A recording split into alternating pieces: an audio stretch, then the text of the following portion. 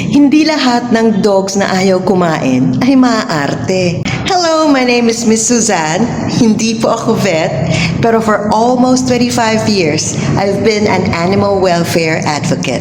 I also had an international NGO that helps uplift the lives of Philippine dogs.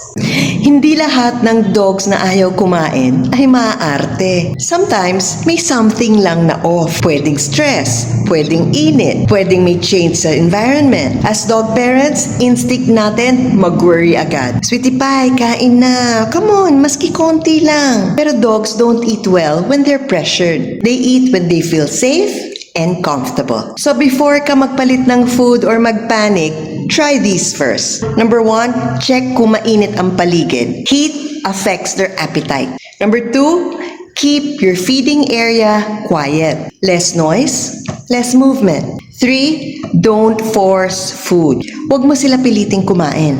Ilapag mo lang dyan, then give space. And 4, stick to their familiar meals muna. Sometimes, hindi gutom ang issue.